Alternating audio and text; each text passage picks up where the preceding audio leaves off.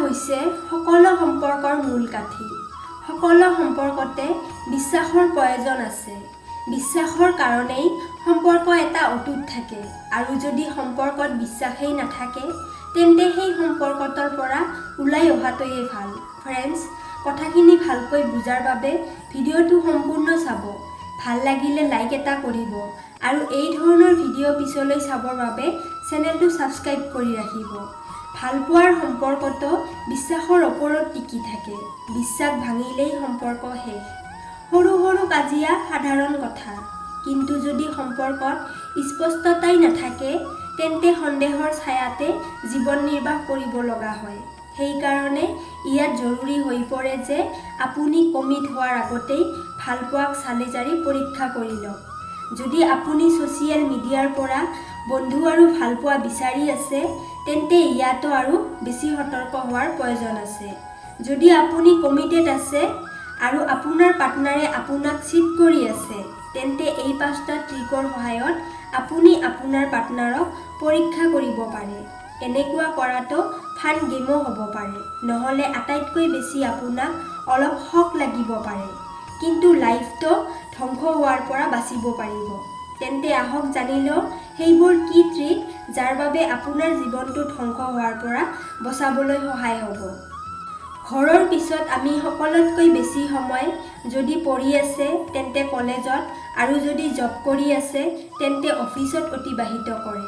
যদি আপোনাৰ পাৰ্টনাৰে আপোনাৰ কলেজ বা অফিচৰ বিষয়ে একো শ্বেয়াৰ নকৰে, আপোনালোকৰ দুয়োৰে মাজৰ সম্পৰ্কটো কেৱল যদি লগত চিনেমা চোৱা আৰু ফুৰাতেই সীমাবদ্ধ থাকে তেন্তে আপুনি অলপ সতৰ্ক হৈ যোৱাৰ প্ৰয়োজন আছে। ধোকেবাজ পাৰ্টনাৰ কেতিয়াও আপোনাৰ লগত মোবাইল ফোনৰ পাছৱৰ্ড শ্বেয়াৰ নকৰিব।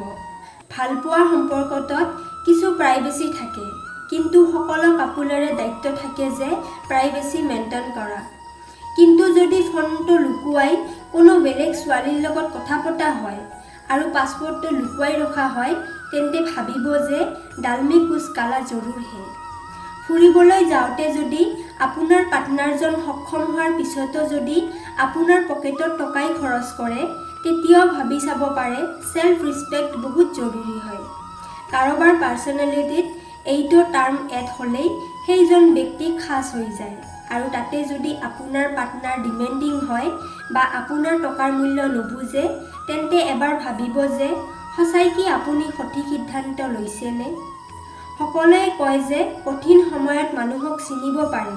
যদি আপোনাৰ কঠিন সময়ত আপোনাৰ পাৰ্টনাৰে আপোনাৰ পৰা ফালৰি কাটি আছে, কাজিয়া কৰি আছে বা দূৰত থাকি আছে আৰু আপোনাৰ কঠিন সময়টো পাৰ হৈ যোৱাৰ লগে লগে আপোনাৰ কাষত আহে তেন্তে আপুনি ভাবিব যে এই সম্পৰ্কটো কেৱল দেখুৱাৰ বাবে আছে আৰু একো নহয়। ভালপোৱাত এজনে আনজনৰ ফিলিঙক মহত্ব দিয়া, সুখ দুখৰ কথা শ্বেয়াৰ কৰা আৰু এজনে আনজনৰ বাবে সময় ওলোৱাটো অত্যন্তই জৰুৰী। কিন্তু যদি আপোনাৰ পাৰ্টনাৰৰ আপোনাৰ বাবে সময় নাথাকে তেন্তে আপুনি মুভ অন কৰিব লাগে। ইয়াতকৈ ভাল পাৰ্টনাৰ আপোনাৰ লাইফত আছে বা আহিব।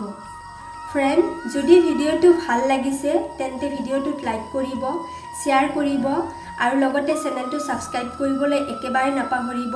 তেতিয়াহ'লে আজিলৈ ইয়াতে সামৰিছোঁ। কাইলৈ পুনৰ লগ পাম এটি নতুন ভিডিঅ'ৰ সৈতে। ধন্যবাদ।